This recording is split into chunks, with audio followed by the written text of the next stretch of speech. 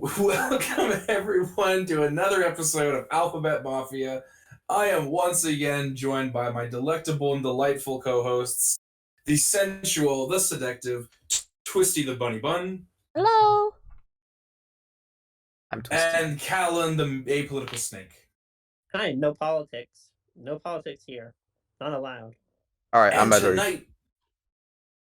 tonight, dear viewers, we have a guest, a new victim to the King of Feathers torture dungeon, another member to join us on Mr. Toad's Wild Ride, Asher.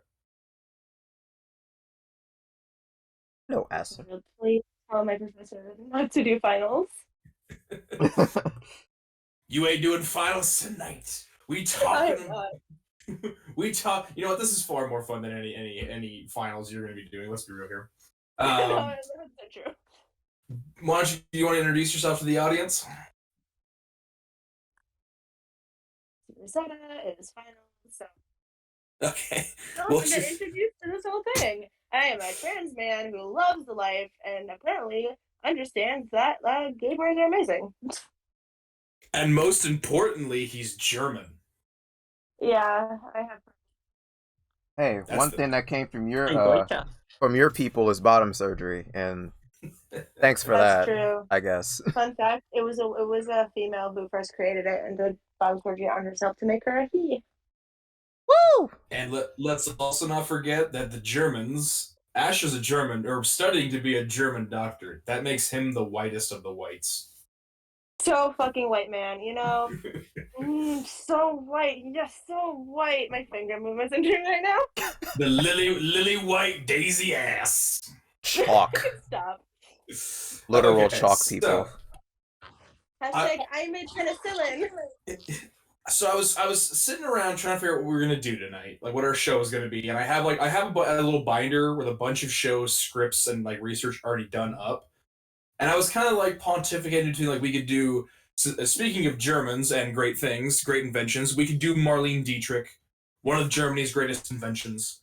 We could talk about bilateral gynandromorphia and its application for trans people in historical artifacts, and then Club Q happened, and we lost a few members of the family. And so I thought, we should kind of do like a video on like gay bars and things. And I came across some research, and a friend of mine tossed me some upcoming studies, and it talks about a new phenomenon that's kind of been hitting the gay bars. That's called hetrification or heteroification. So before we start, that's our topic for the night. It's heteroification, because I feel a lot of people know about this, but we don't really have a word or a description for it. Like, it's a phenomenon that's known, but it isn't given. It's called names. hetrification. Hetrification. I've also seen it as hetero-ification too. Yeah, me too. Yeah. So, but so it looks like we kind of have a sense about it. So, does anybody kind of want to give a guess as to what hetrification means? I could take a stab at it if I want to. Yeah, take a stab. Petrifying things. Yeah, so What it's like is sexual? gentrification. Heterification occurs when people feel privileged to take over space of others and buy spaces in a queer venue type situations. Basically, they kind of take over the gay bar. So, like, for example, bridal parties will go to gay bar and kind of like make it like their safe space because they don't feel they're going to get head on or hurt or whatever, and kind of say some really homophobic shit and transphobic shit most of the time. So Kind of making its own space. So yeah, you nailed it right on the head. The official definition that I have through the research document I got was the process or action of queer spaces changing to suit, cater to, or adapt for non-queer audiences. That's kind of the more layman's term. I kind of like the scientific definition, but it's actually based off of a word made popular by social media influencer and artist Florence Given, based off the word hetrify. So the idea of like hetrification or being like hetero gentrification, it's not really such and such that. It's actually based on the word hetrify, which is to be hetrified is to feel uncomfortable when witnessing a behavior that normalizes gender roles, sexism, or homophobia, i.e., white people. Bruh. American. I knew it. It was all the Americans' fault. Like, Fucking so white I people. guess what are some things for like what's one thing? Let's go around the table. What's one thing for each of you that hetrifies you, that makes you petrified of the heteros.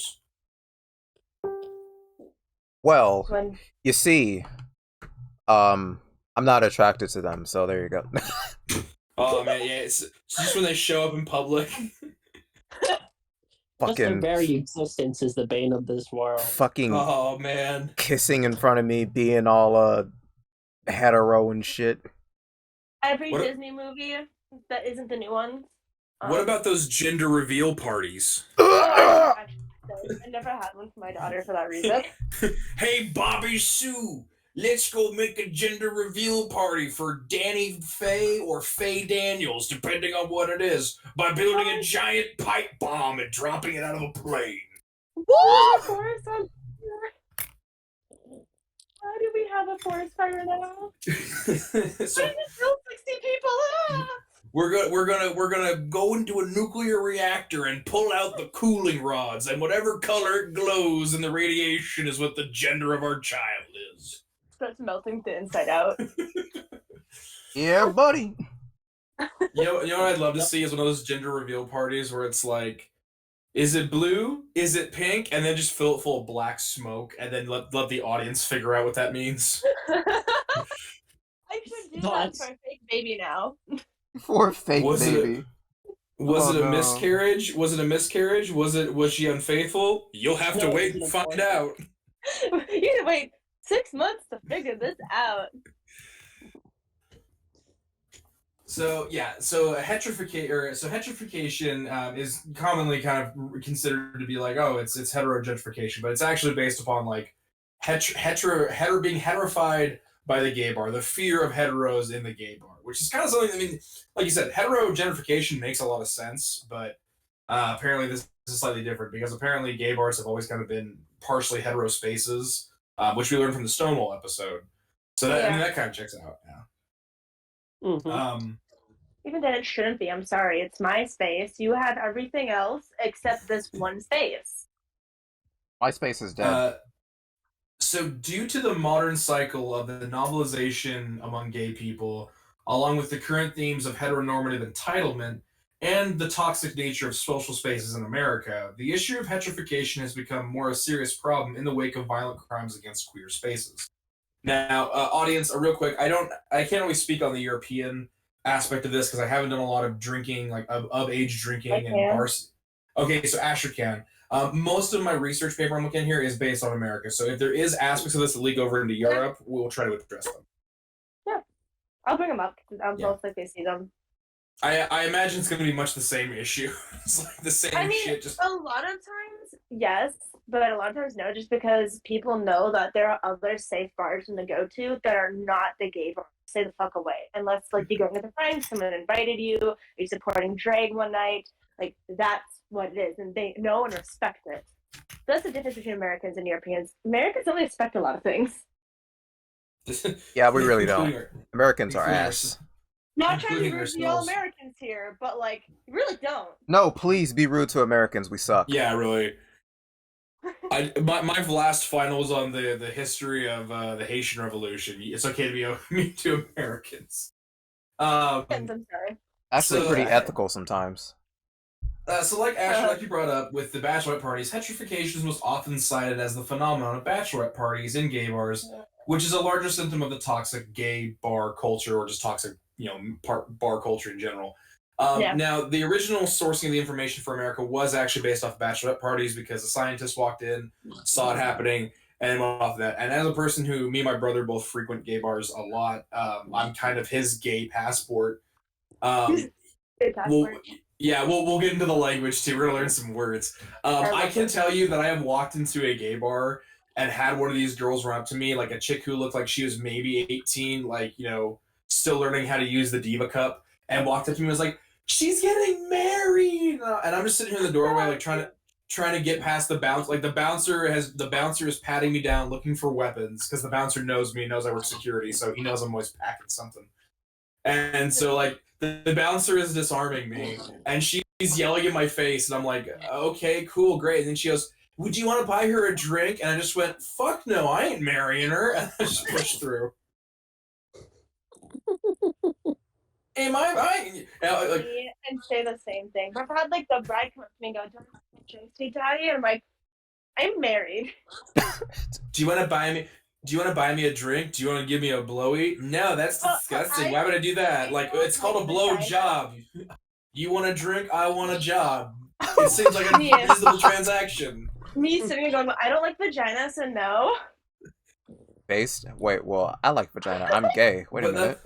That's like a perfect example I'm too. so gay. That's the perfect example too, like the entitlement of like, because the woman has agreed to take part in one of the most toxic and traditional aspects of patriarchy. Therefore, you should get her shit faced the night beforehand, and hopefully she's hungover when she goes to her wedding. Well, and a lot of times it's not even the night beforehand. Sometimes like a month beforehand or like a week. Oh god, it's my bachelorette month.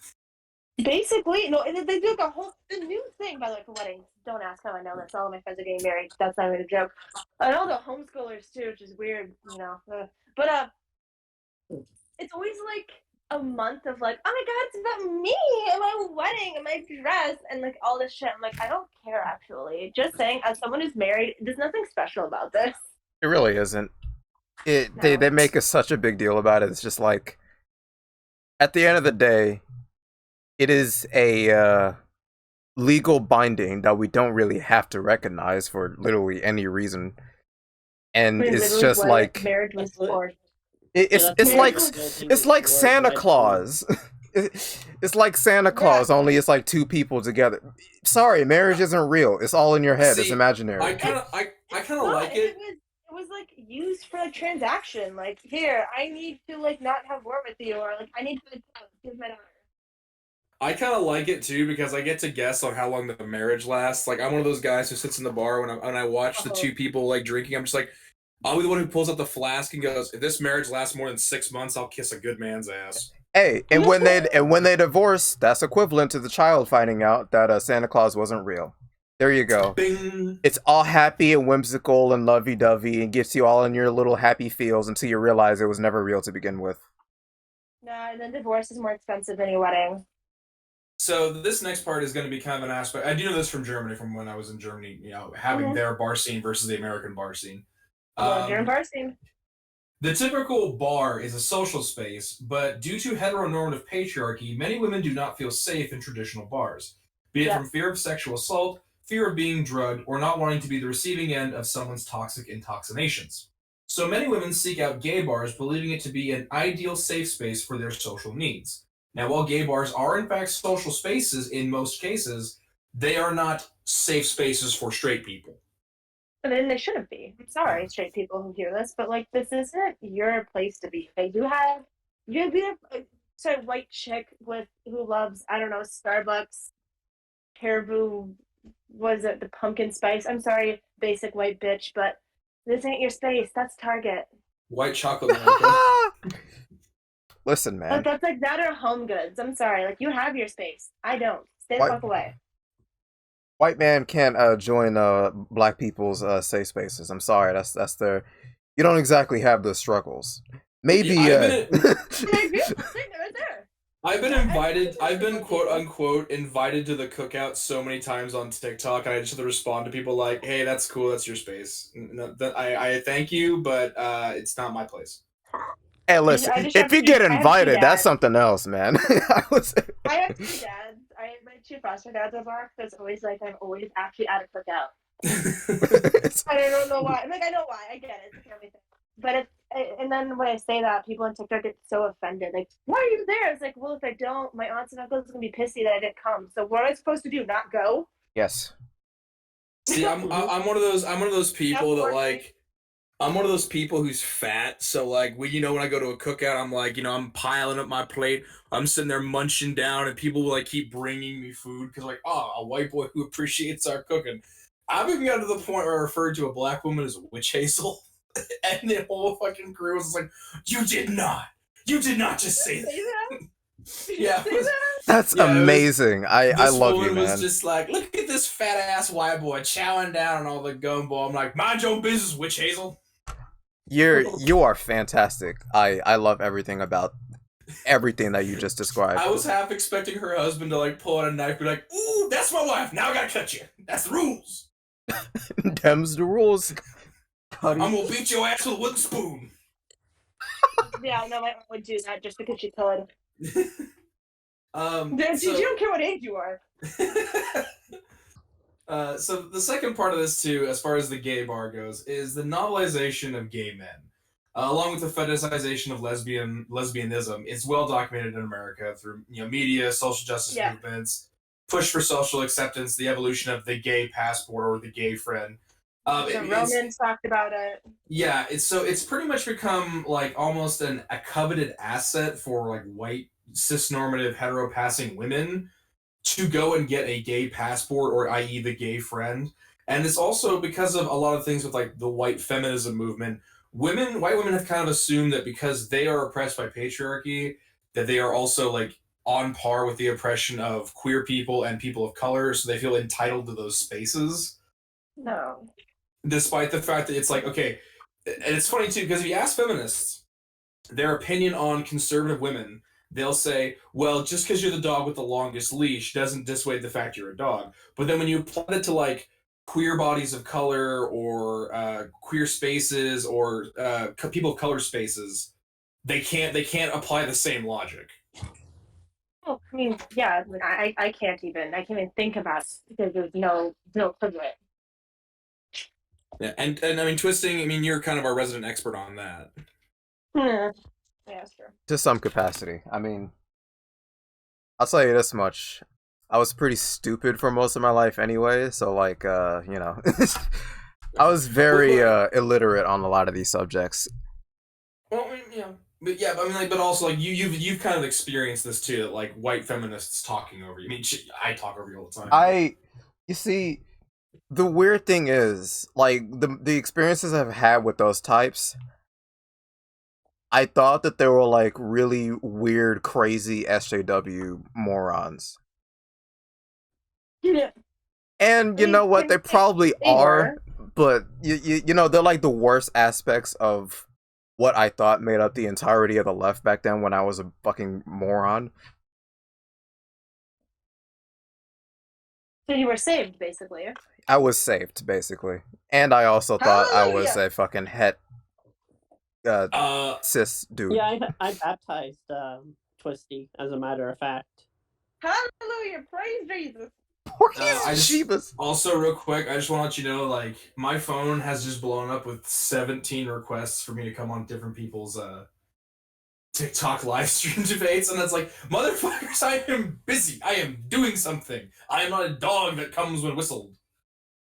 Yes, you are. Kids. No, I'm not. Hell yeah, you are. No, I'm a good boy. Oh. Hey. All right, returning to Dom mode. So, how hetrification works specifically. So typically, there will be a queer space that often exists as a cultural point in a community. So this is either going to be a gay bar, gay club, club houses. Often, actually, in my hometown of Seattle, there's actually a few like gay coffee shops. There's a coffee shop called the Rainbow Cafe. I've been there. Also known as the Gay Cafe. It was all the rage on Last of Us Part 2 for like 20 minutes.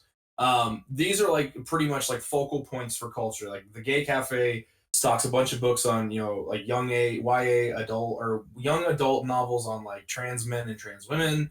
It talks about various subjects. You can come in there. It's a safe space for kids. They do drag story brunch.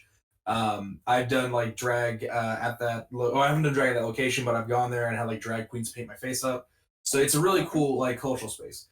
This will eventually become known to the heterosexual cultural elements, either by social media, hetero probes, or simply by random discoverers. Now, for those who don't know, a hetero probe audience is basically a person who is a heterosexual that tends to have friends who are gay and friends who are straight, and they keep them in basically two different world groups. These are also known as like I have friends who are conservative and friends that are left-leaning. I just don't let them know each other exists. And they will use their gay friends to probe fun spaces and then bring their conservative members into those spaces and do this stuff. That's what's known as a hetero probe.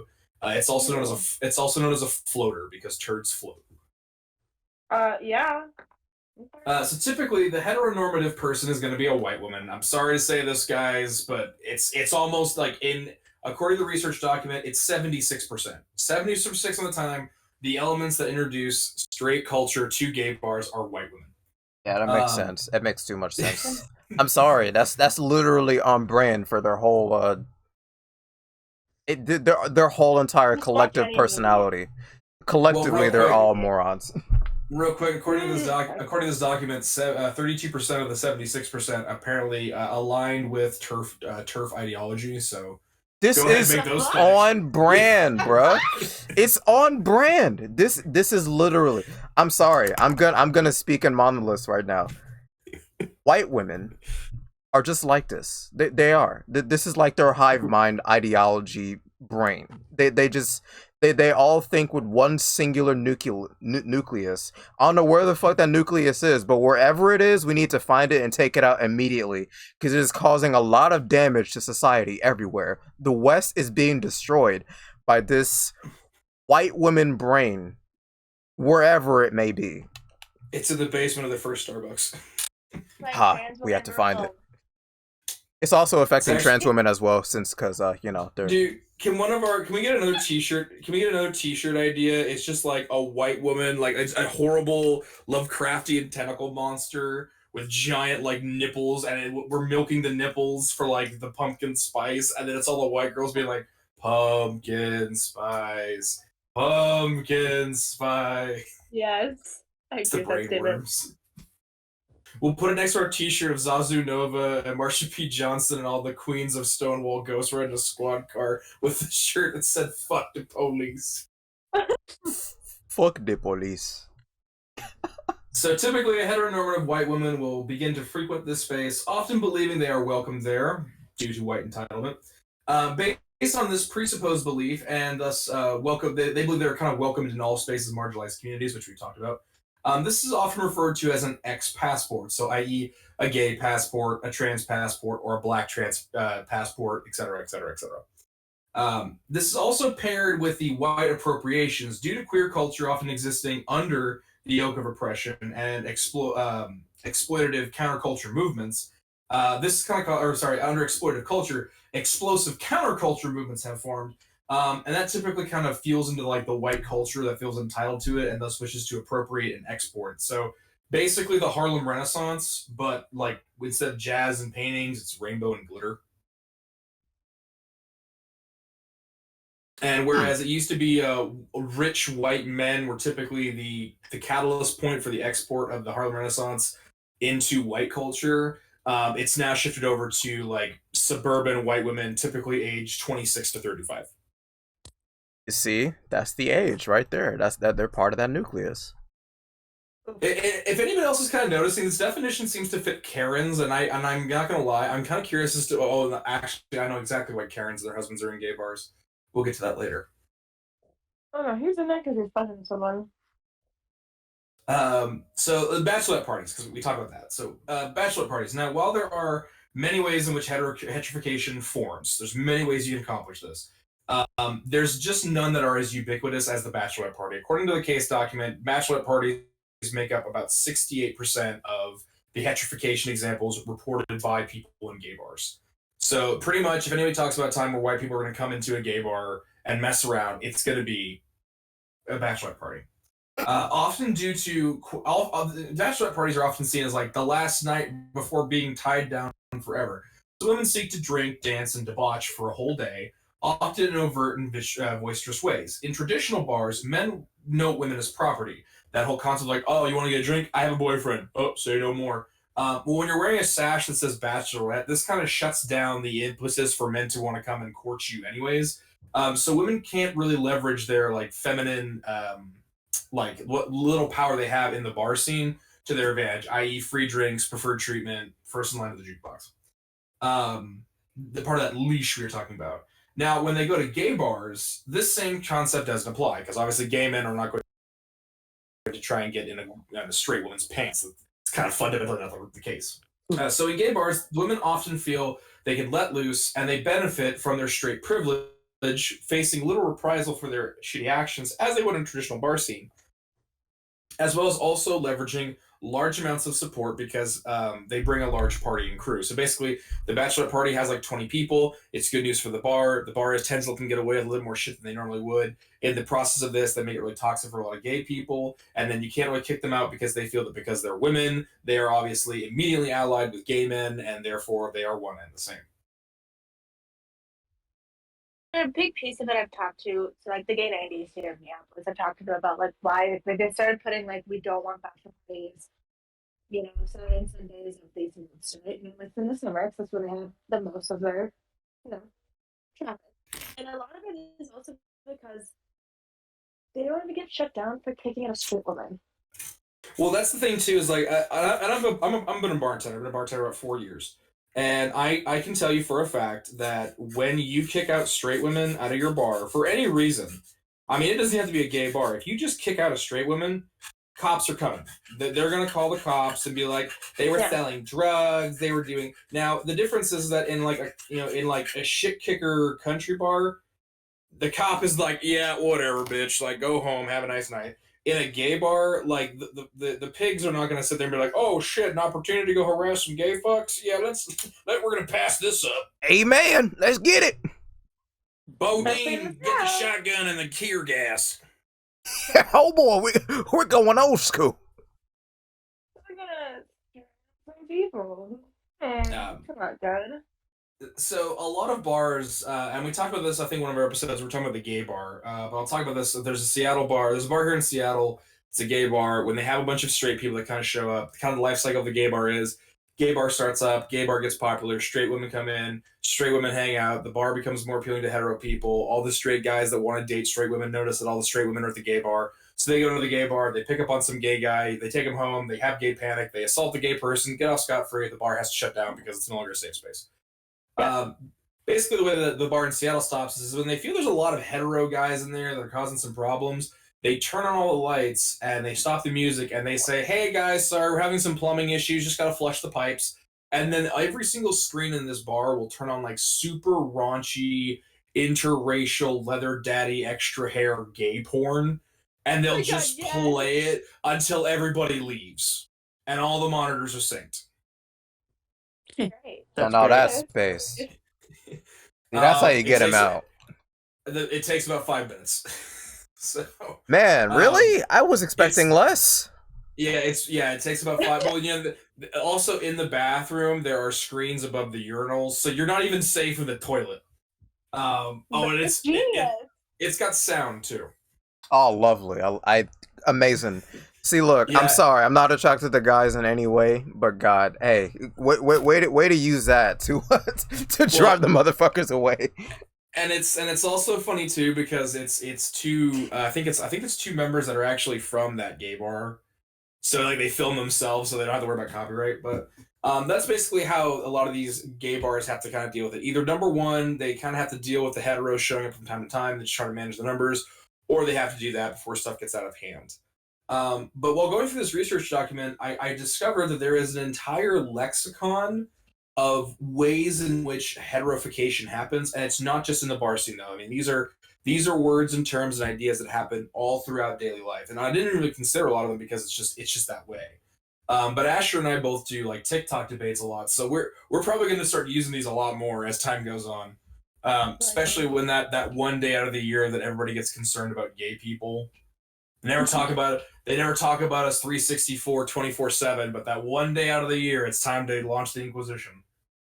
January 1st. That's June 1st. June 28th. Even then, like, it's because June, I mean, I'm in Minneapolis, all June is Pride here, but yes. I think Yeah, but it's only until June 28th when Shiwan Head, like crawls out of under the cave with a rock. Yeah. Straps on her push-up bra and makes a dumb fucking comment, and then Vosh and everybody who wants to jump on her juicy boozy have to go and defend her, and then I have to come in here and be like, since none of you are gay, shut the fuck up. Well, it's like, oh my god, why did you get a day? What do you like? Like, why is it all about you? Like, why can't I have a day? Why is it all? It's like, stop bitching. I don't give a shit. Dude, every day is your day. Shut up. Every single day is your day. Shut up. Dude, I love that question. They're like, why don't we get a day? Because we've done Stonewall. So I'm just like, because we fucking had a riot. We bricked a cop. Right, we wanted just a normal bar. We couldn't have bars, so we bricked a cop, burned down an entire city, or at least a village of the city, and launched a nationwide liberation movement that got fucking violent and caused over $1 billion in damage. Step to our level. When you can do that, you can have a day. Well, then their whole thing is when they hear that, because they do, and I've had Mike, what's his name on TikTok, the white guy who's like super white supremacy vibe Oh person. yeah. Yeah, like Mike The Patriot. There we go.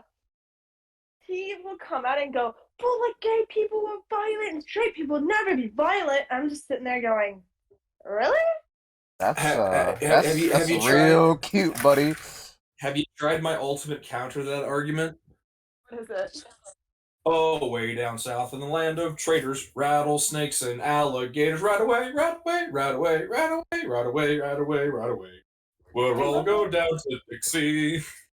Hooray, hooray. Yeah, I'm gonna do that now.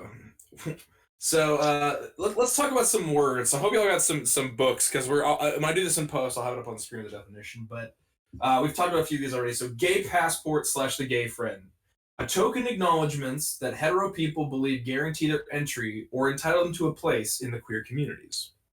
No. Gay passport. I'm not. Yeah, be very careful because gay. So this is funny. I always knew it as the gay friend. Like we always watched those like friend the show Friends, as shitty as it was infamous for this because Monica had the gay friend. But Oh my God. now at least the concept of friend acknowledges the person is in fact a human you have good relations with. We've actually stepped backwards in time from that from the 90s, and now it's just a gay passport. Like you're not even a person. You're just an item that you're just a key card. It's dehumanizing me more. You're literally like an item that you get in a Legend of Zelda game. Yeah. Oh God! Yeah. Link just like pulls you out of the chest, and it's just like a fucking like pink haired dude, half shaven head with like gashes and like piercings all over him and earrings and everything. He's just holding this motherfucker right above his head. You got the gay pass. I just imagine that. The thing is, like, you could go to a store and buy me it. You can imagine a straight cis white woman walking down the path going, "Do you want that one? Or that one? Or that one? That one has sparkles and I want that one." I can see that. Oh, we're gonna get to that in a second. This key. You're getting real close, Asher. What we're gonna talk about next? Gay shopping? Yeah, that's also a term we have in here. This key can unlock any gay item in the gay bar. I just imagine that scene from Anastasia where it's just like exit visa. I don't have an exit visa. Passport. I don't have a passport. No exit visa. No passport. No ticket. Hey, that's just what we need in front of bars. We just need a Soviet border guard sitting there with his little stamp, yelling at people and slamming the little wooden shutters. Yes. First, please. Okay, so here's what I think we all know. This is called out-talking. When an ally or someone who is not a member of the queer community assumes a position of authority and proceeds to speak on queer issues.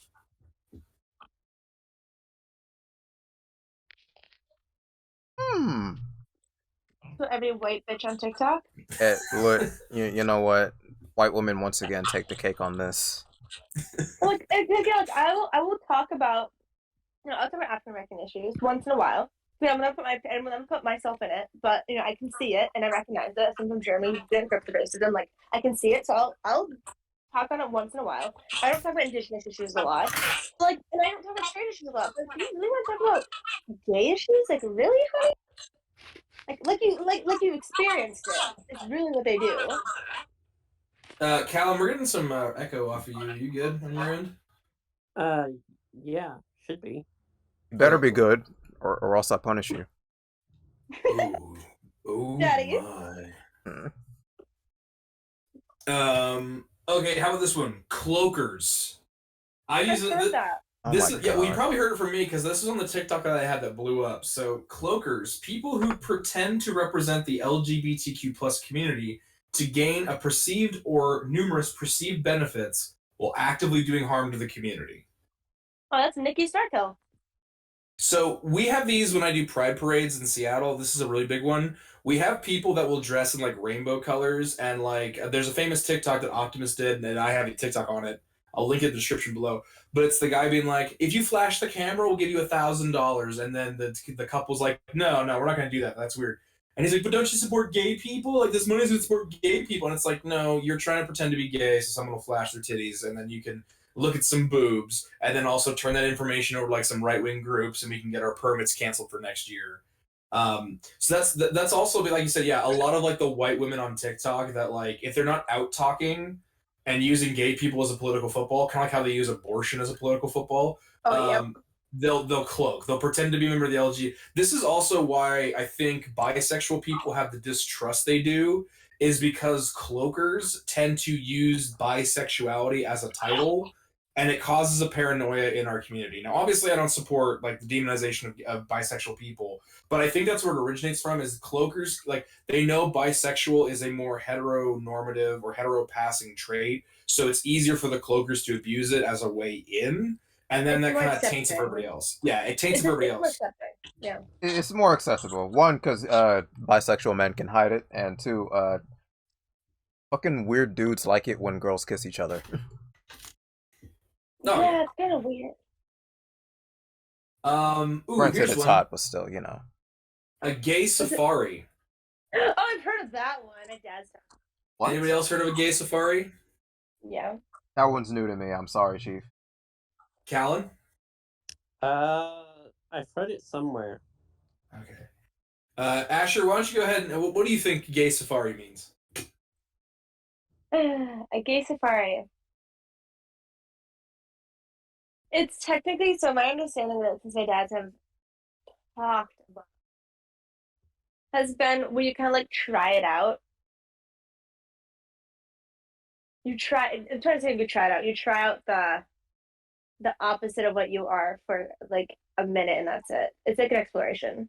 Okay, so that's actually called sampling. Oh boy. God. Yeah. Worst word for that. Yeah. Well, we're gonna get to that one eventually, but a gay safari is when non-queer people arrive unannounced at a queer venue and proceed to document the queer community.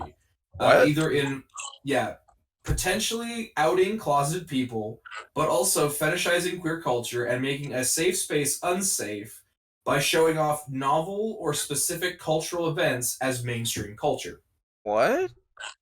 What are we, i.e. fucking A gay animals? safari. Yeah. Actually, so that's actually, yeah, you're right. That's what it is. The gay safari is when these people go into a bar and then they'll be like, "Oh my god, look at all the gay people," and they'll take pictures and they'll like scan the room, and then one of the big things that they love to do Kind of like is a pop-up safari. yeah, and they'll post it up on Facebook, and then you go to your job the next day, and your job's like, "So these are some pictures of you at a gay bar. What's up with that, Chief?" And they basically out people. But the other thing too is that they're so like with Pride, like the kink at Pride debate, when everyone's like, "Look at this little girl who's surrounded by leather daddies," and it's like, okay, that's not from Pride. That's from a totally separate event. Like, what about these drag queens selling ice cream and it says it's not gonna lick itself? It's like that was an ice cream stand that had that sign. Like it wasn't even a drag ice cream stand. That's just the sign. That's just the ice cream stand happened to be there. So that's what a gay safari is. It's like you go to Africa and you take all these pictures of wild animals, and people get this idea that like Africa is just covered in wild animals. And what reality is, like, no, you're on a game preserve where the people physically take you there to go see the animals. Basically, we're entertainment. Yeah, it's another form of novelty or fetishization of gay culture. Haha, hee Yeah, hee, and look I at the don't little. that's why I don't have a lot of cis friends. Haha, hee hee, look at all the weird little gays. Man, why are these men giving me a boner? I'm not going to question that. I'm going to continue being homophobic. Woohoo! It works if you don't think about it. Very true. Jesus. It works. Jesus, tell me it's bad. Mike Pence, like Mike Pence had ass. Please, please let me stop tasting these dicks. Oh, Sorry. He really didn't leave Texas for a storm. He left it because he got a boner for a man. Yo, who was that one conservative politician who was like tapping in the men's room at an airport and was like, "Oh yeah, I was seeing if they were done in the stall," and I'm like, "Oh yes, tapping your foot on the other side of a stall, the universal symbol for, are you done in there? Got some toilet paper?" Yeah, man. Very normal heterosexual behavior. Oh, increasingly Don't do so. that. All right, what do we got now? Unicorn hunters or swingers. Also, not to be confused with samplers.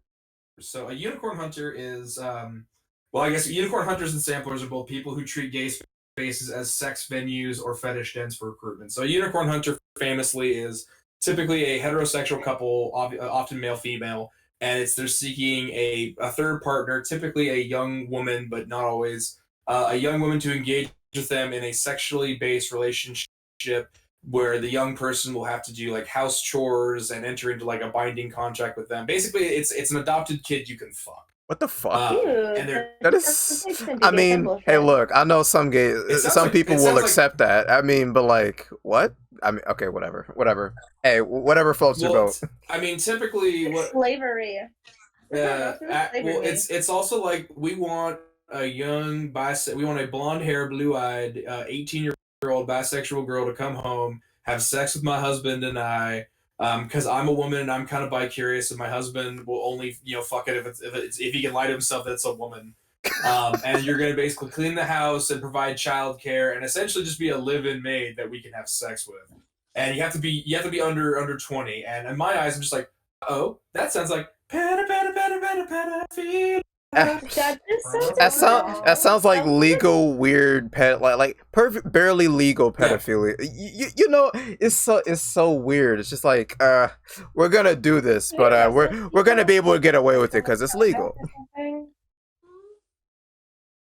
To be honest, that man just wants some tight pussy and his wife ain't good for him yet. And then they pick up a trans Yeah, woman. right, his wife. If it's tight, it's a problem, but okay. Mm. I know.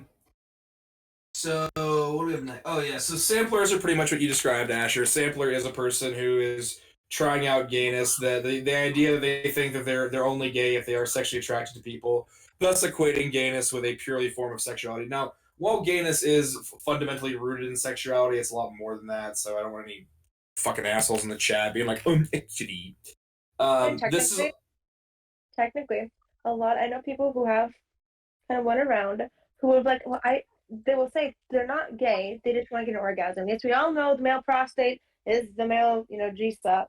And yet you want to try it, straight men. So don't stick bottles up there. You don't have to go to gay clubs to get it. Ask your wife or your girlfriend. Get some toys. Loveless is a great website. Let her peg you, man. Just let her peg you. Ouija 6 a.m. Like, if you're legitimately like, I want to find out if I'm gay. I know the joke on the internet is like make out with a femboy, but that's also kind of like, yeah, but then that's a joke, funny, haha. But then it's like, what about gay panic laws? Like, what happens when he panics and kills you and gets away with scot-free because gay panic?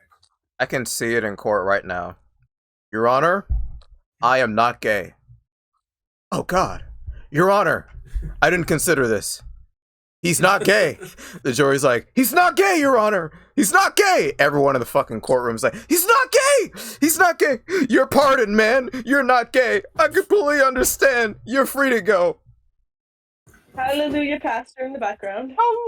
And then everybody cheers. The confetti just like shoots out of everyone's asses, and then like he fucking marries the nearest femboy and then drives off into the sunset. Come on, we all know that straight people don't have any more confetti. They wasted all in the gender reveal parties. Oh, true, very true. Yeah, they lost all the confetti. And it's not gonna be glitter either because straight people don't know how to clean out glitter. So closet. This next one, I don't know if I'm gonna say it, and then I want you all to guess what it is before I explain the definition. Closet parties or coming out events. Yeah, those are like parties you have at coming out, right? Closet parties. Right, That sounds like something else. I feel like, god damn, do I know what it is or do I not? Like when you celebrate them coming out as gay or transgender or bisexual or whatever. I had one. That do it for me. Except I had it at 18 and I had it 15 when it came out. So there's a closet party for like gay people launched by gay people, but this one is specifically sensationalizing a person's decision to quote come out of the closet, end quote, making the false expectation of support or acceptance among hetero society, and once again setting a fetishized standard for gay people to meet. So the thing that's different about coming out parties is that the gay person is often not informed they're being planned. Oh, that's cool. Yay, happy birthday. Yeah, this is typically like the gay person says like, yeah, I'm gay, and they come out to a straight person who they trust, and the straight person throws them a party with a bunch of other people, not realizing that maybe there are people in that group who they didn't want them to know, or maybe that was like a secret to be held, and the person will come out and tell everybody when they're ready. This is like straight people enforcing their will for you to come out upon you. Thanks. Love Now it. everyone knows, and I'm going to die now. My family is going to literally kill me. Yeah. Jeffrey, how could you do So this to this me? is actually funny.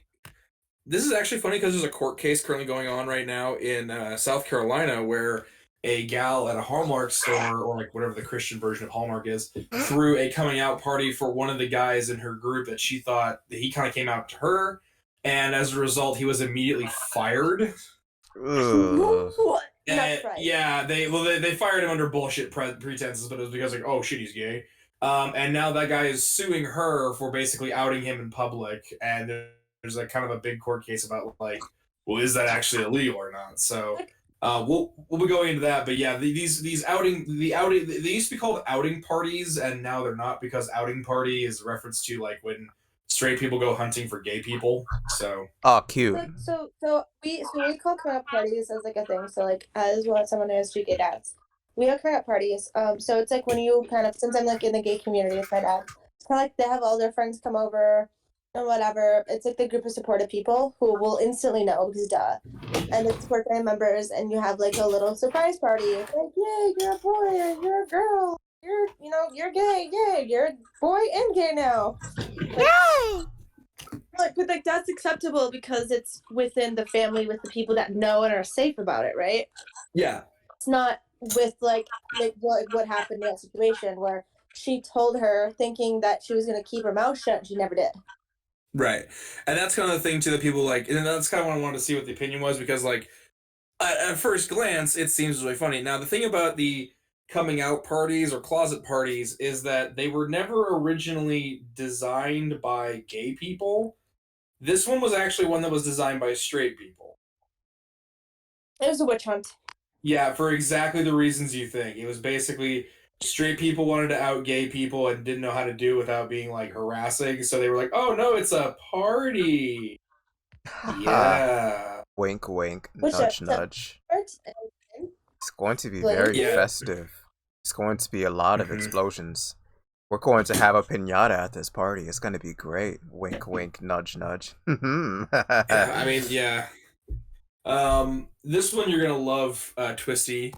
Bleaching. Oi, mate, what? You know how dangerous bleaching is, both for skin and anal bleaching? I've gotten my asshole bleached. While it does burn like a lit cigar, it's quite it's quite pleasant. I mean, I like the results. Hot. I also got to last by the esthetician who was sitting there like, I was like, so how many people roll up here that don't even wash their butts? And she's like, well, like most people, like we rinse you before. And I'm like, no, I mean, like you can like, you go to the dentist, and the dentist knows you haven't been brushing your teeth for a month. She's like, yeah, like, you can tell when someone hasn't been washing their ass for a long time. She's like, oh yeah, all the time. Apparently, the concept of the butt loofah is not like known to the greater populace. Tariq Nasheed's greatest advice: wash your ass. Well, actually, it's called a bidet, but okay, whatever. Well, we don't have those in the savage lands of America where we have to, ride out on our Mad Max murder mobiles to go get toilet paper. True. I mean, like I have that too, but I also bought a bidet. So my brother and I keep in our bath rack is we each have a brown loofah, and we've had people come over to our house and they're like, "Oh, you guys have like a washcloth and like loofahs?" I'm like, "Yeah, don't use the brown one though." And they're like, "Why?" I'm like, "That's the booty loofah. So you used to wash your ass." I'm like, "You guys wash your ass?" I'm like, "You don't." You gotta keep Wait, that what? sucker clean. Wash your ass. I feel like women especially don't know if you don't clean your ass, you can get a UTI. Like it's because it's and not the one, and not the kind that Monostat can fix. Oh. Yeah. So, Twisty, what do you think bleaching is? Out of curiosity, like just based on the name. It feels very whitewashy to me. It just feels like heavily implied whitewashing. Okay. So it is when white hetero society puts on an unfair, unequal, or racist disposition on queer bodies of color. This can also be elevating white queerness above other queer groups. such as the illicit catboy, twink Ah, femboy thing. fuck, I Like, know what Ew. this is. I know exactly it's what this okay for is. white guys to be catboys, but black men, and I've talked with a couple of my friends who are black that are really like they're big guys, not necessarily buff, but they're big, tall, they got bellies, and they'll say, like, yeah, I'm gay. And there were women who look at them and go like, but you're black, like, you know, you don't get to be gay. Or black lesbians. I've met 2 black lesbians in my life who explained to me that very often even gay bars that have been like in the biz for years really question whether or not black women can be gay. It's really sad. It honestly does bolster a lot of the homophobia in the black community, and that whole the bleaching thing literally kind of caused homophobia in the black community because then it's just seen as a fucking white thing. Like, well, I know my cousin Shay, my aunt Tamara's my mom's best friend is my aunt. She's an only child. She has a daughter Shay, and she's like her dad. Her dad's from Nigeria. She's a lot darker. And kids in her school, she's in like I don't know, she's like 6th grade. Kids in her school will be like, why don't you bleach your skin? It's like what? Like I didn't know that was a thing. Like telling that to a small child in 6th grade, you don't do that or ever do it at all. By the way, in dermatology, you do not bleach your skin, so I'm not promoting this. Do not do this. This is really bad. Because how dark she was, it wasn't acceptable. So my That's sister fucked. told me about this when my sister served in the Peace Corps in Southeast Asia for some conservationist efforts, and she told, and this is also the reason why I'll never buy Dove soap again. Is Dove soap sells to a lot of people in the Philippines and the Cambodia, Vietnam, Laos, and these other areas. Soap that has like a bleaching. It's not bleached directly, but it's a bleaching agent Oh. so that these people can bleach their skin because they've kind of associated like lighter skin whiteness. And the way the company hides itself, it's like, well, you know how like in ancient Europe, like the people with paler skin were seen as noble because they didn't have to work outside. The people with darker skin were seen like as more like farmers and lesser class. And it's like, okay, so you went from promoting racism to promoting class-based racism. Nice job, Dove. Thanks. No, You just next did time more I'm racism. buying Dove. Next time try all my Dove products. Thank you. Yeah, go throw those out. I didn't even fucking know. I spent a bunch of money on that last week. No. Finish up the Dove bar you got, then just don't buy them again. Yeah. When I used to work, Bottle. when my brother and I used to work in like construction and like lawnscaping, I used to scrub with like hot lava soap, which is the stuff that has like pumice built into the soap, so it like shreds your skin just to cut through all the dirt and grime. And it was great because I'd come home and my brother had this girlfriend who was like, "Oh my god, like this is your roommate? I didn't know he was a Mexican." I'm like, "I am not a Mexican. I am just covered in dirt and sunburn. You racist bitch." So it's like an American thing? Yeah. Oh yeah, because Europe doesn't have a racist problem against Mexicans. I've never No. had that actually, but I know Eastern Europe does. We will not talk about Eastern Europe. Yo, okay, I don't know if this is still a thing or not, but there was in my high school there were Russian. This is in Seattle. There was Russian kids and Mexican kids, and you like the Russian kids didn't go near the Mexican kids, but the 2 times that some Russian like hoodlums wannabe gangbangers picked a fight with a Mexican kid, those Mexican people fucked them up. So I don't know what it is, but like Russians, like, and then I asked them, and I was like, "Hey, Mexicans, why do you hate Russians?" Like, because they're dirty, greasy border jumpers who scam people, and they're basically just like complete unreputable pieces of shit. And I went to the Russians, like, "Hey, Russians, why do you hate Mexicans?" "Oh, because they're greasy, spineless border jumpers who are lazy and steal shove and basically don't do anything, and they're just giant pieces of shit." I'm like, "Oh my god, this is like the weirdest form of racism I've ever seen." And I'm Oh fucking my German. god, that's Again, so as hilarious. someone, so like we're from Western Europe. When it comes to Eastern Europe, it's just Russia. I think Russia, it's basically Russia has a problem with it. Russia and like a little bit more of the Slavic countries. Again, it's just what it is. I don't even know. That's probably what it is. What these kids said. That's great, but I want none of that. Keep that away from me. No worries. So how about them Romans? All right, how about so guests? That's another term we have. So this is a heteronormative person who enters a queer space and benefits from the community, yet they will not speak out against homophobia nor make attempts to combat it in public, yet will proceed to out-talk if it leads to financial gain. So like Ben Shapiro once in a while. More like Dave Rubin. Dave Rubin is Pretty much. well. No, that's a good example though. Dave Rubin is a guest. Dave Rubin is a gay man who pitches the conservative line for money, and claims to be an ally of gay people, but never actually prevents the homophobia from reaching us. So yeah, Dave Rubin and Blair White. Blair White's another good one. Fuck that yeah, bitch. I hate her more than Dave Rubin. Like, honest to God, she's actually like vicious. If hell was real and I could actually put someone in it, instantly Blair White. You go there, honey. She deserves it. As a person, you deserve to go there. Here's the funny thing that I said about her, like, back before I even realized I was trans. I was like, if Blair White kills herself because of all the homophobia, all the transphobia and all the misgendering that she gets from her friends that she chooses, I will not care. I will say that she deserved it. She asked for it. I would participate in it. So I'm required by gay law to inform our audience that, just a reminder, Blair White did make all of her transition off of the backs of other people. Other rich men she slept with paid for her transition. And her transition also, by the way, was often paid for by people who petitioned for that type of transition to be gone. You could honestly say the song Far Too Pretty to Be Given It Cheap by Nickelback is kind of like very applicable to Blair White.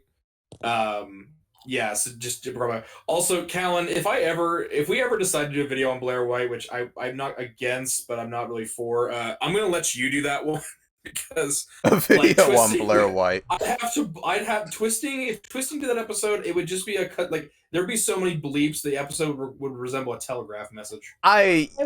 Yeah, you're right. I would say a lot of awful shit. Well, can I come into this one? I'll jump right Sure. It'll sound like a censored Eminem early Eminem rap video. Just beep beep beep beep beep beep beep beep and beep and beep and the boop. This beep. And like I'll say it again, I hate her far more than Dave Rubin. Dave Rubin is extremely bad, but God, Blair White is like a demon in human skin. But she's just like, only I can have this and no one else can, but y'all can die. And it's like, yeah, you can too. I'll drag you down with me. Exactly. Here's a fun one. Onision has officially come out as being pansexual and bi, so technically Onision is a guest. Am I supposed to be surprised by that? No, you're just supposed to be surprised by the fact that Onision still continues to take breath from the atmosphere at this point in time. That's more surprising to me. So I think the term of limitations is out. I may or may not have lived in an area that may or may not have been near Onision's former house where he tried to push all that crap into the marshland. And I may or may not have been one of the guys that left a flaming bag of dog shit on his porch that he may or may not have made a video about. That's funny. You did, and that's fucking great. Please, I'm not gonna confirm or deny that. No confirmations or denials on this claim. He's just you don't know King of Feathers, Mr. King of Feathers, so you can't successfully like 100% substantiate that bold claim that you have just made. So there's no confirmation. As a cisgendered male, I reserve my right to be wrong about everything at all times. Exactly. See, look, he's so cis. You had this hallucinogenic dream that you might have done this thing, but it was just the acid and shrooms you're tripping on. Oh, please! I know it's LSD. The final one of our final ones is weaponized identity. This is, I'm sure, like, hold your hands down if you've ever run into this one. When straight passing people become defensive about their actions against the queer community or questioning by queer people about their identity and begin claiming their toxic behavior is a part of their personal journey of discovery into the LGBTQ community. What? Yeah, this is like when you ask someone like, so Twisty, Lady Hopium, when we asked, like, we made the comment like, what have you done for the queer community, Emily? And then she gets like super defensive, like, I shouldn't have to do this. I shouldn't have to be an activist. I should just be accepted. Like, yeah, I did some horrible things, but that's because I was learning to love myself and I was struggling with internalized homophobia. It's like, I don't care. That's not the question I asked. I just asked, what have you done for activism? Because you say you're an activist. I'm just interested in what you've done for your groups. Listen, not everybody has to be active, but you can't call yourself an activist. You're not doing activism. Crazy, I know. Wild claim that I'm making here, but you know, it's you know, I'm here to make to say what needs to be said out loud. I say the quiet part out loud. So other forms of hetrification include, but are not limited to, rainbow capitalism. I think that one goes without saying. Yeah. Can I at least get the money off that? Like, if you want to make money off my sexuality, like my gender identity sexuality, at least give me some of it. Jeez. Dude, I gotta talk to Soros because am I the only person who's cashing the Soros checks around here? Jesus. Yeah, I want some. Actually, you should have received the Soros check last week. Yeah, I did. Is it Callan? Are you and I the people getting the Soros checks? Can I have I it? think so. Oh, okay. Can I have some? I want money. I want to be able to transition. Like I'm a broke nigga. I mean you're black, so we all know George Soros doesn't like you, and Ash is Oh, German, man. so. Oh man. Why are we gonna be taken out of this one? Fuck Because- George Soros. Well, haven't you watched Nick Fuentes' recent video? Obviously, anybody who supports the LGBT community is just one of the Soros plants. Yeah. True. I would drag Nick Street and string him up and show him all the shit he did, you know? And beat shut up. I've actually been approved by the Council of Queers that should Nick Fuentes ever be captured alive, I get to keep his skin for my summer jacket. Can I have his hair? With scalpel. We can all decide how to split up the body parts, and I want to ask questions. I know we all have our predilections. Other the balls 120 times, I'll be good. Other terms also include rainbow expertism, also known as rainbow framing. This is where you get like basically the Voshites that come in there and are like, look, queer is supposed to be this. It's kind of similar to out talking, but it's more like, as a gay person, I get to speak on this. You know, like as a gay person, I get to do this. Speaking as a gay, that's considered rainbow framing. I thought that's also like making them. Well, I don't know the word for it because English is hard. But like, it's also being like, I'm gonna speak for the community when we're all different. That would technically be out talking, but I think in German they call it like Leutesprache. Yeah. Leutesprache, yeah. Leutesprache. Yeah. Inclusivity pushing. So this is where like.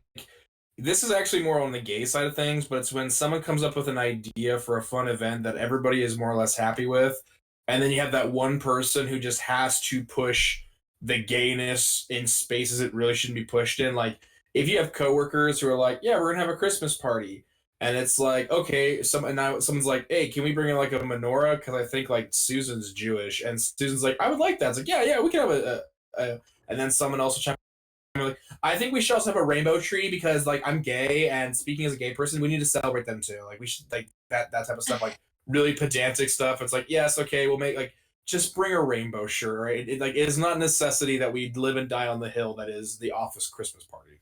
See, like I hate the gays that do that. I was a gay man, like I'm sorry, I'm not trying to hate my own community, but I hate that because it honestly makes us look bad. It makes us honestly out to be the obnoxious pieces of shit that conservatives say we are. I mean, Right? The only time I will do that. The only time I will do that is if I know the group is super conservative. Oh, okay, you're just dicking about, yeah. Yeah, and then I'm just doing it on purpose Because it's to funny. make people uncomfortable. So this is one that I love because I've nailed so many people to the cross. Internet activism.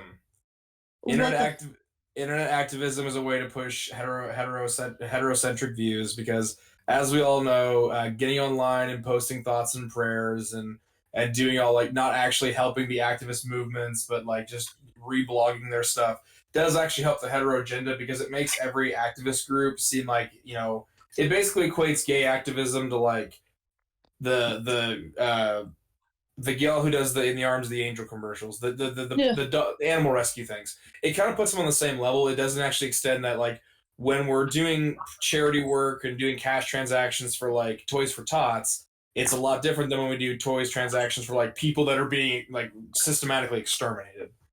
So, internet activism, gay fetishism and art. I know all you Tumblr artists are fucking chomping at the bit.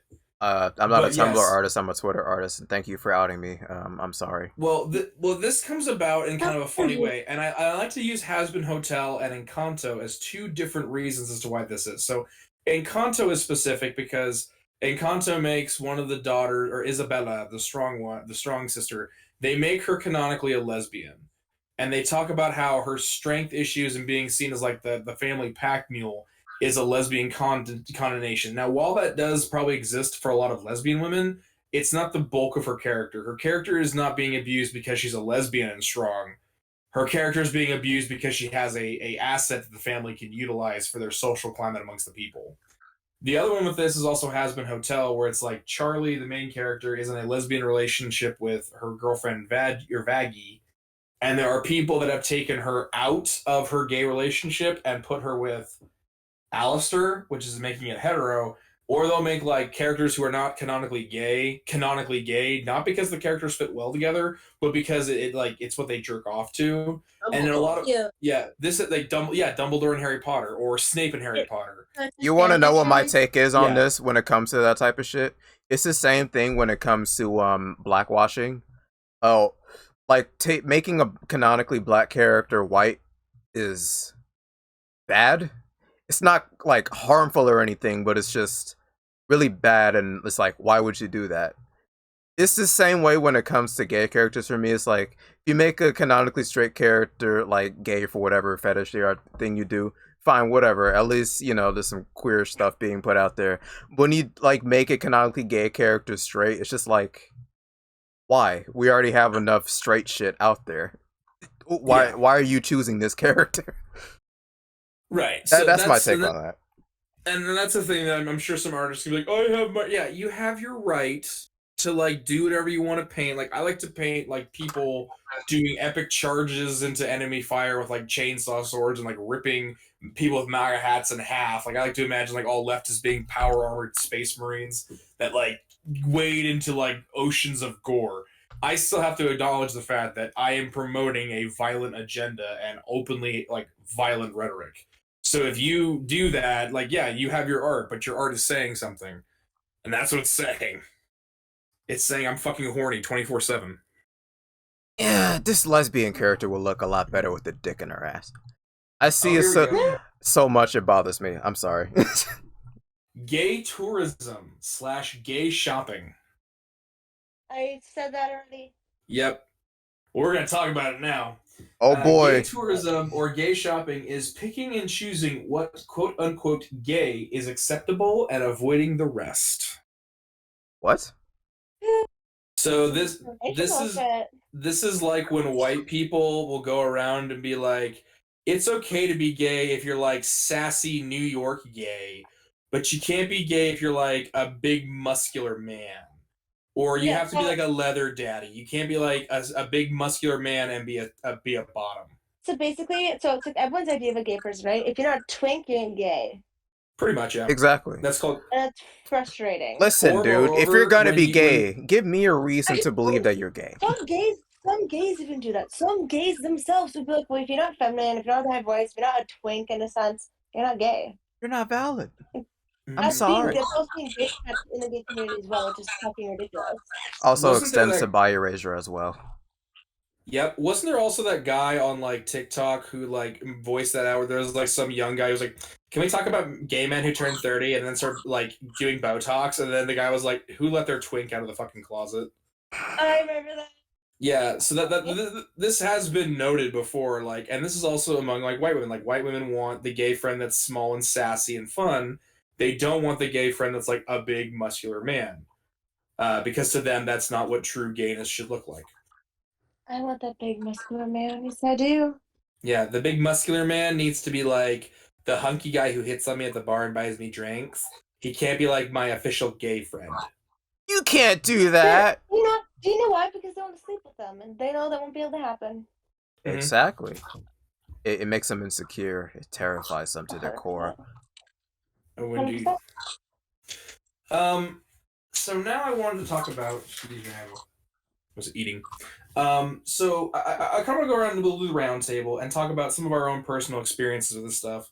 But I kind of want to talk about what are some personal experiences that you have all had that kind of relate to white past or like these experiences. So like, have anybody got any good stories about their experiences with this type of culture? Um, I can go. I don't know if I do. The most homophobia and transphobia I experience, and regards to all of this weird shit, are stuff that I've done. So I don't know. I'm sorry. I was like, I don't know how to describe myself when it comes to that stuff. Um, like I was more transphobic than I was homophobic. My homophobia was like more like I had an understanding of what gay people and all that and all the queer shit was. It was the trans stuff for me that was just like.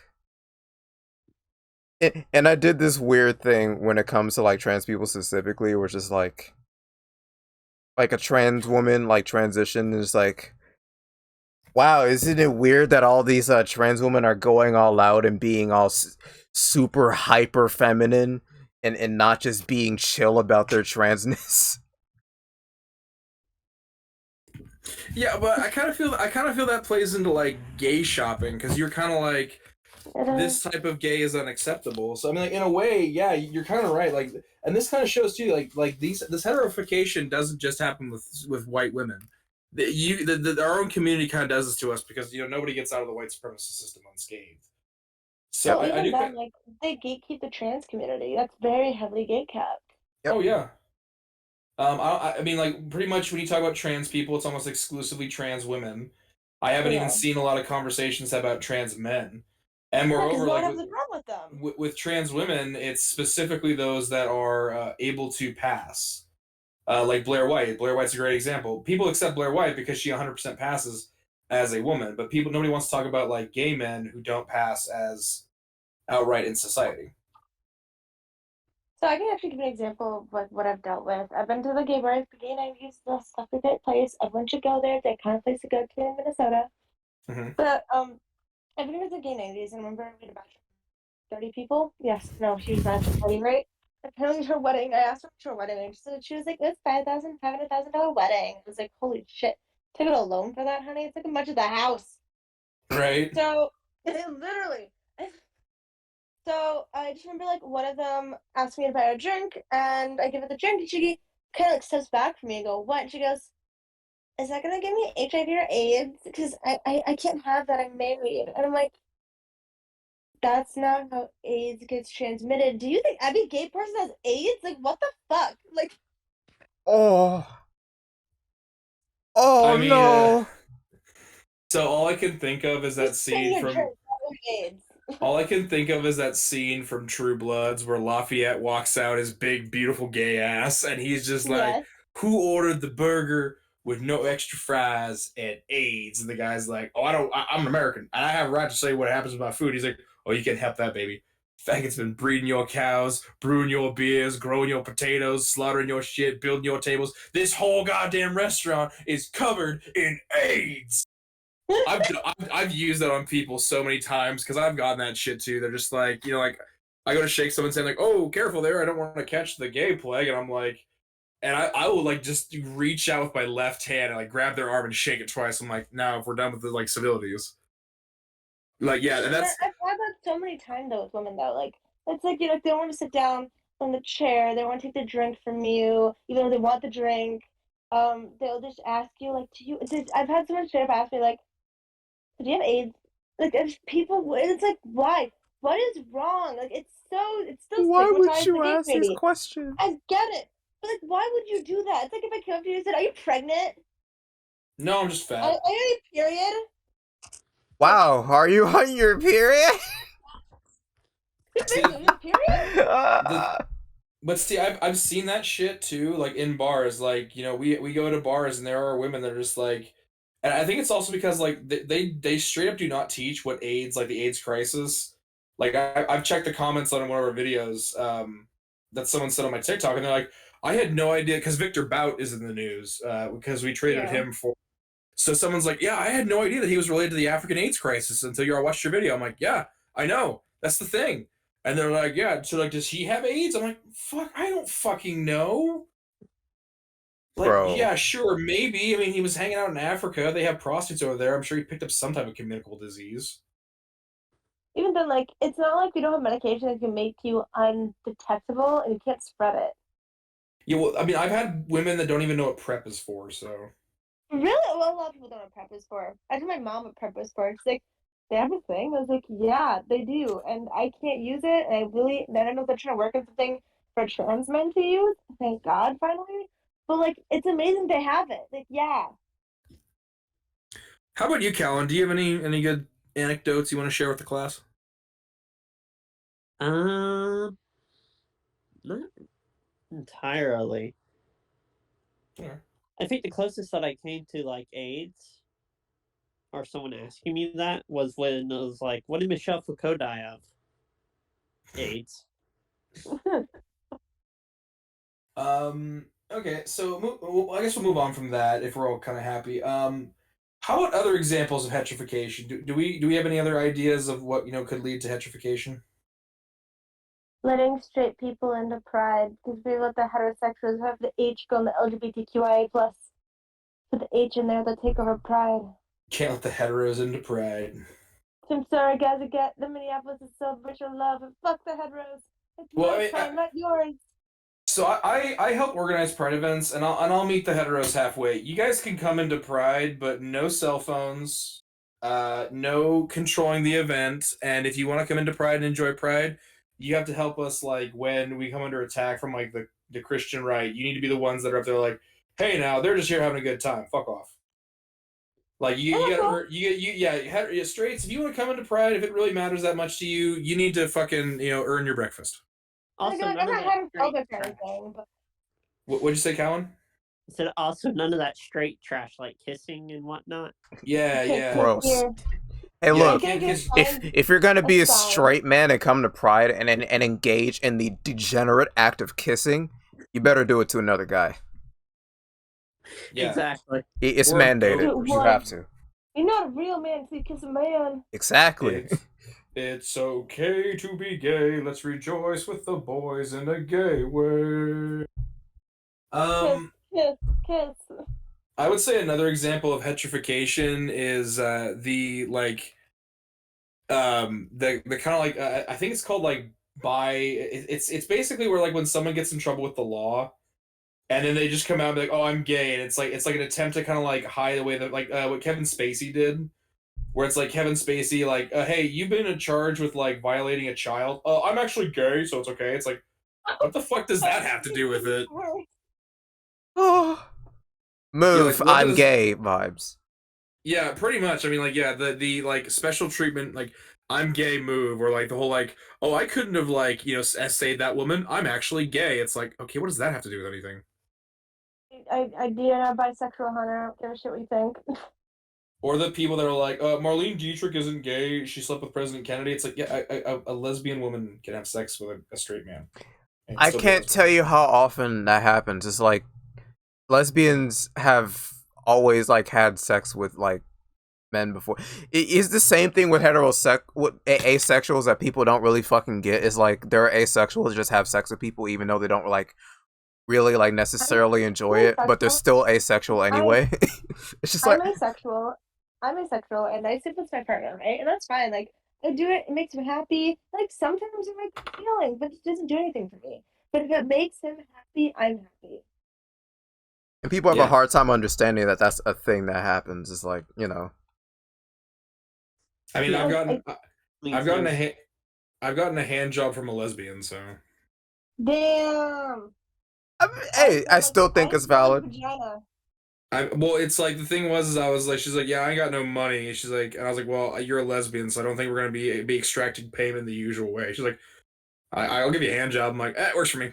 It's what's me. That's funny. Okay, so I did an experiment with an asexual friend once. Because we're both like heavily asexual, like nothing there. Like we're just like we play fucking Monopoly, we do shit, like we're very important beings. And one day we were very drunk because I decided to get drunk like my third time in my life. And we're playing Monopoly and he goes, do you want to try to have sex? And I was like, it's saying like nothing's gonna happen. He goes, we should try it though, like to see if something happens. And then of course we do it, and like now we're laying in bed next to each other. We're like, this was boring as shit. And he goes, did you actually fake that orgasm? I go, did you? And we're like, yeah, no, there was nothing here. And then we just like we read a book. Like that was it. Like there was nothing there. It was so awkward. Worst I mean, experiment ever. I've faked orgasms just to get sex over with as a man, and I've also like I also have a lot of issues with like my sex drive as a man because like some past trauma. But what was really interesting to me to what was really interesting to me to find out was like I had a trans partner who was like, "Yeah, you can try all you want to get me to come. It's not gonna happen." I'm like, "No, I'm bound determined to make this happen." And then eventually I was like, "You know what? It's just not in the cards." And the thing is, like, that's okay. And normally they're like, cool, I just want you to be happy, and that's it, blah, blah, blah. I did it with my spouse. The only true time I had an orgasm was my daughter's conception. That was it. And that was on the 4th of July of 2019. But, like I said, like, there's nothing that, like, it doesn't do anything for me. It's just boring as shit. Hmm. I've literally read a book. And that's how Well, lesbians feel when they have sex with men. Read a book. Anything you want to? How to stop hetrification? Read a book. Read a fucking book, bitch. Oh my god, dude, twisting. It's Emily all over again. Read a book, Emily. Read a fucking book. Read, nigga, read. Oh god. Read a book. No. I said read. Oh no. Emily Mercy Jade is famous because when she knows nothing about the queer movement when she shit talked Paul Zigo, and Paul Zigo's like, here's some advice for you, Emily, read a book, and then she responded with like, name me a book and I'll read it. It's like, oh my god, you're not even willing to go out and like get educated on a subject you claim to be a part of. Jesus Christ. Get an audiobook. That bitch still doesn't read that. That bitch has 4-hour streams and the bulk of it is just her begging for money. Please give me money. $5. God, I'm sorry. I'll stop. Please, yeah. Her literally just like, I'm gonna start a GoFundMe for my laser hair removal. It's like $250. I'm like, bitch, go get a job and pay for your own goddamn hair removal. I'm medicine and I have a second job. Like the fuck, do better, woman. Like I at least like I will once in a while talk about my Amazon wish list on my live that I do, just because it's expensive for supplies I need. Like, well, she's got 770 subscribers. She hangs out with some pretty big name YouTubers. Oh god. And that's the thing though, is like she's e-begs, but we're not talking about her. She's boring. Anyway, fucking bitch. I'm entertaining. Give me those subscribers, bitch, asshole. So this, I mean, tonight, obviously, hetrification is kind of, like I said, it's a subject that people fundamentally know about, but we don't really talk about it a lot. So, why do you all think that we don't talk more about hetrification in the gay community more? Like, as the gay community? I'll tell you why. It's a minor problem, because we're literally dying. True. What were you going to say, Callan? Is it also because it's so baked into the power structures that people don't notice it because they don't recognize where power is operating? True. Unfortunately. I think it's pretty much like if I look at it from the inside out, and if like someone like sees it and like doesn't really say a lot about it, just because I don't know really what to say. Because if I say something, I'm seen as a bad guy. I feel like if we people in the LGBTQ community say something, then we're discriminating straight people, and we're discriminating heterosexual cis people, and we're bad and evil, and we have to share a space with them, because then that's discrimination, and that's bad, and we want to be equal, and so they have to treat, for us to have equality, we have to treat them equally. Right. Give equal time to the people attempting to kill you. Yes. Yeah, no, like, did I tell you guys, I had a dad wait outside the hospital for me to tell me he couldn't wait to hunt me? Like, yeah, I don't want to give my time to you, sir. Like, oh. Or my space. Welcome to being transgendered. Yay, being trans is so much fun. Trans people have it so easy in this world. Yeah, we clearly just do it for the clout, though. Oh, of course. Oh yeah, it's only for social media clout. Yeah, spending all of this money and effort and time and dealing with all of this bigotry and hate and pushback and like being ousted from family, and being discriminated against. All Yep, of this all this bullshit, clout. all for internet clout. Makes perfect sense. Yeah, like 1,000 people are doing that for internet clout. Sure, buddy. Yeah.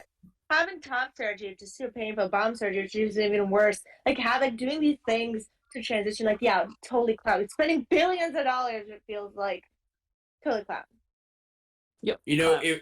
back in my day, you just killed somebody and then videotaped the murder and then sent it into the paparazzi later and then called the cops. That's how we used to get clout. Hey, it works. And they called us night crawlers.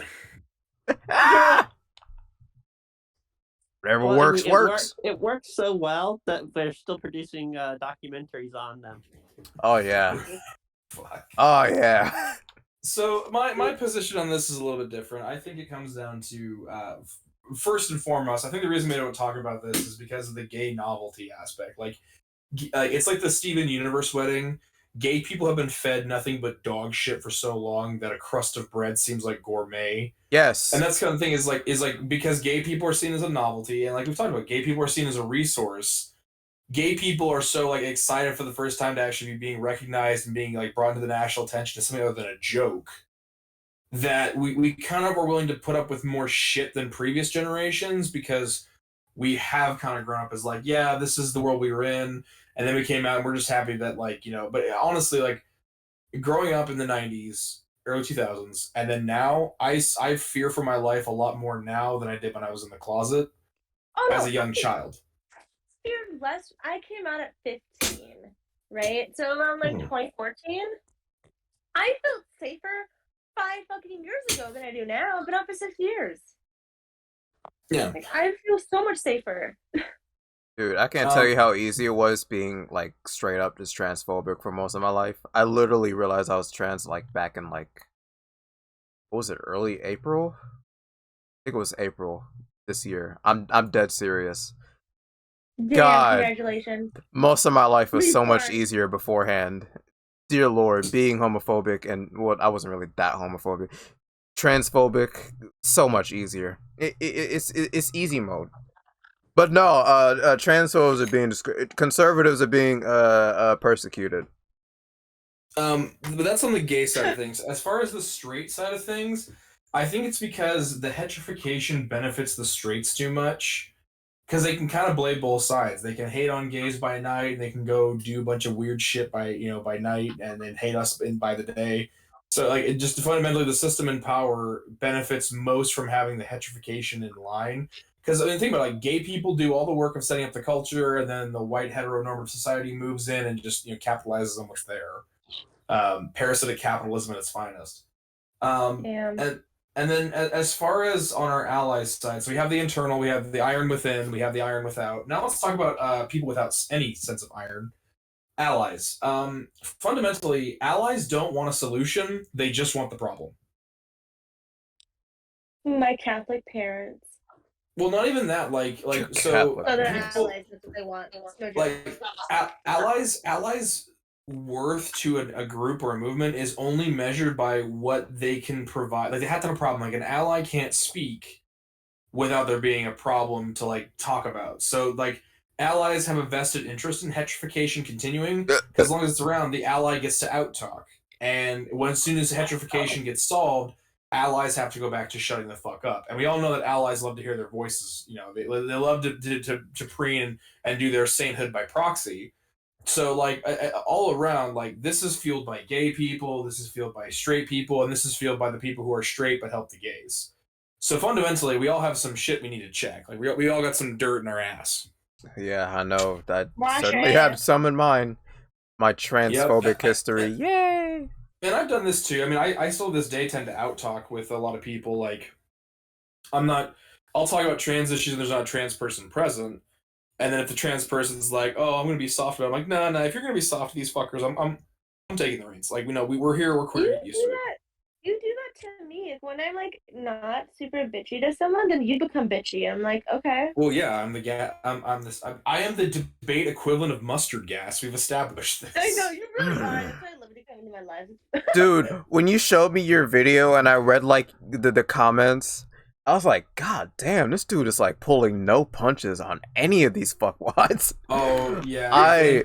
It's like you were like fucking, those dudes are Hiroshima. You're the fucking, you're the big man, the fat man. It's like, damn. I am the fat man.